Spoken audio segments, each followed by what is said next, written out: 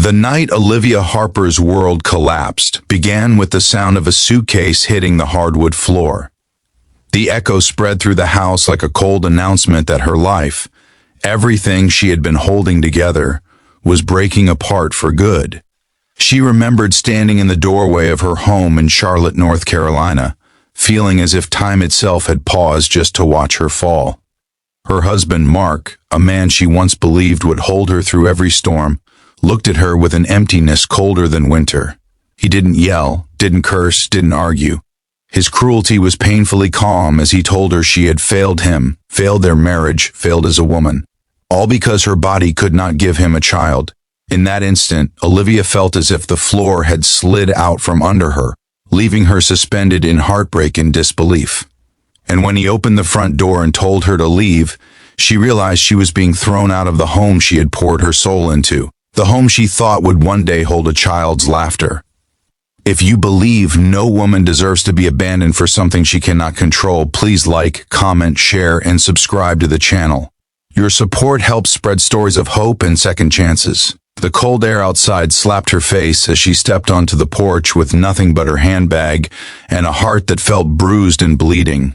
She wandered down the street with her vision blurred by tears, trying to understand how love could transform into something so cutting. For years she had endured the silent pain of infertility tests, the emotional storms that came with every negative result, the isolation, the guilt that was never truly hers. She tried everything, diets, treatments, prayers, but Mark had slowly drifted away, letting bitterness take root where affection once lived. She had hoped he would choose compassion. He chose cruelty instead. That night, Olivia ended up on a bus bench hugging herself as cars rushed by, and she wondered how a heart so full of love could be considered empty simply because it couldn't create life. By morning, she dragged herself into the city, feeling small beneath skyscrapers she had walked past many times without noticing their towering indifference. She found a shelter for the night, but sleep refused to come. Her thoughts circled endlessly around the same painful questions. Why was she not enough? What had she done to deserve abandonment? Her mind replayed the moment Mark turned his back on her, the moment she realized she was alone in a world that suddenly felt much too large. But even in heartbreak, something inside her whispered that she needed to survive, if only to prove to herself that she still mattered. The next day, she walked into a corporate building downtown. Not because she had a plan, but because she needed a distraction from her despair. She had once worked as a personal assistant before she left to focus on fertility treatments. She thought maybe she could find temporary work, anything to keep her from drowning in sadness.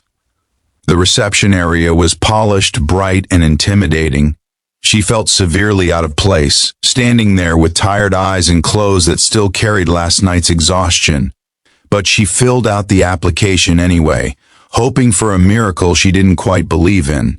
That miracle appeared in the form of Nathan Coleman, a widely respected CEO known for his intelligence, his philanthropic work, and the quiet strength he carried since losing his wife 3 years earlier.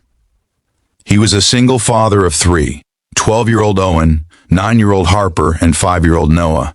He was busy, overwhelmed, and desperately in need of someone patient, responsible, and compassionate enough to help him balance his work and home life.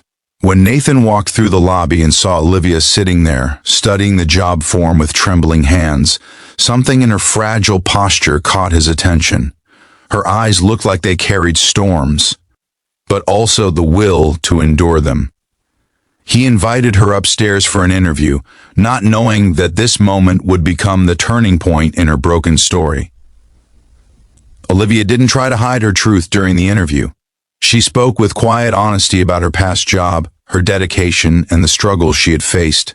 She didn't mention the heartbreak of last night, but her weary voice carried traces of it. Nathan, perceptive and gentle, sensed that she was someone who had endured more than she let on. He didn't judge her, didn't look at her with pity or suspicion. Instead, he offered her something she had been searching for without knowing it, an opportunity to rebuild herself. He hired her on the spot, explaining that he needed help managing office tasks as well as occasional support with his children. Olivia accepted with gratitude so deep it nearly moved her to tears. Her first few days working for Nathan were overwhelming, but in a healing way. His 3 children were full of life, innocence, and questions. Little Noah had a habit of hugging people without warning. Harper watched Olivia with cautious curiosity, while Owen, mature beyond his years, silently studied her, as if trying to determine whether she was someone he and his siblings could trust. For the first time in a long while, Olivia felt needed, not for what she could produce, but for who she was. She slowly allowed tiny pieces of hope to slip back into her heart. As weeks passed, the Coleman household became her refuge. She found comfort in the rhythm of making sure Noah had his backpack, helping Harper braid her hair for school, and listening to Owen talk about his science projects. She organized Nathan's schedule, helped prepare dinner, and sometimes stayed late when work piled up. She began smiling again, laughing again, feeling alive in ways she thought she had lost forever. Every small moment with the children breathed new purpose into her life, filling the hollow spaces Mark had carved out. Nathan noticed her kindness not only toward his children, but toward herself. Olivia treated her pain with quiet courage. She didn't complain, didn't seek attention, didn't try to impress anyone. She simply showed up every day, steady and sincere. One evening, after a particularly chaotic day at the office, Nathan returned to find Olivia sitting with the children on the living room floor, helping them build a Lego castle. The kids were laughing, leaning against her, competing to show her their additions. And Nathan realized in that instant that she had given back something he thought was gone forever: warmth, stability, and a sense of home. As their connection deepened, Olivia found herself drawn to Nathan's calm strength. He listened, cared, and always made sure she didn't overwork herself. He respected her boundaries while also reminding her, gently and consistently, that she deserved kindness and peace. One night, while walking her to her car after work, he noticed her wince when she brushed her hand across her arm. He asked if she was okay, and something inside Olivia finally broke. She couldn't keep it inside anymore. She told him everything: how her husband discarded her, how she spent months trying to fix something that wasn't her fault, how she felt unwanted, unlovable, and empty. Nathan's eyes softened with a mixture of sorrow and admiration. He told her she was not broken, not a burden, not less of a woman because of her struggles. He told her she deserved to be loved not for what her body could do, but for who she was, a woman with a heart capable of immense compassion. And then, after a long pause, with sincerity that cut through the night air, he said the words that would change her life: "Come with me." He didn't mean it romantically, not yet.